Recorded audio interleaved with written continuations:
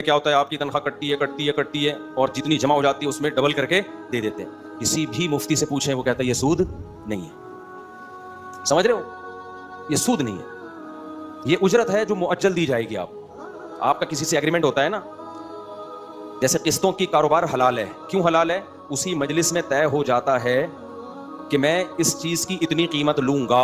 अब उस कीमत में टाइम की वजह से ना कमी हो सकती है और ना इजाफा।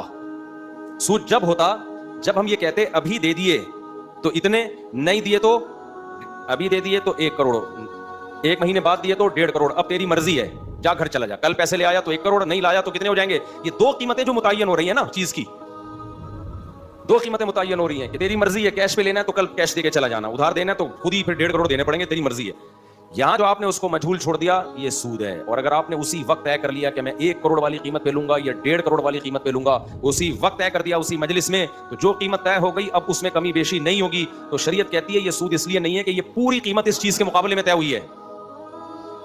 और बै मुअज्जल है, मुअज्जल का मतलब पेमेंट बाद में होगी, तो ये जायज है कि आप बाद की पेमेंट भी तय कर सकते हैं। जीबी फंड में क्या होता है, जैसे मैं कोई चीज आपको फरोख्त करता हूं और कहता हूं 1.5 महीने बाद आपने इसकी पेमेंट करनी है और मार्केट वैल्यू से ज्यादा इसकी कीमत मैं आपसे लूंगा, और कीमत अभी मुतय्यन कर दी।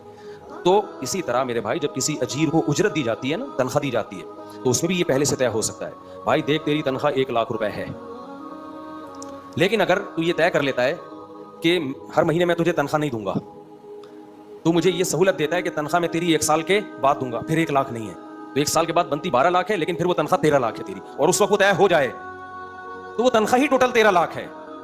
समझते हो? वो 1 लाख प्रॉफिट को उर्फ में प्रॉफिट कहा जाएगा, हकीकत में प्रॉफिट नहीं कहा जाएगा, बल्कि तनख्वाह का हिस्सा कहा जाएगा। उसको क्या पता फुकहा के इख्तिलाफ का कि किस इख्तिलाफ, फिर इख्तिलाफ में कौन सा इख्तिलाफ को कितनी वैल्यू देनी है। तो ये सब चीजें तो प्रॉपर वे में पढ़ी जाती हैं। तो इसी वजह से जीपी फंड को जब उलमा कहते हैं ना हलाल है, तो लोग क्या कहते हैं, लो सूद को क्या कर दिया, हलाल कर दिया। भाई सूद वो गवर्नमेंट कह रही है इंटरेस्ट लग के आएगा, गवर्नमेंट कह रही होती है उसमें ना इतना इंटरेस्ट लग के आएगा, तो वो इंटरेस्ट उसको गवर्नमेंट के कहने से वो इंटरेस्ट बन नहीं जाता।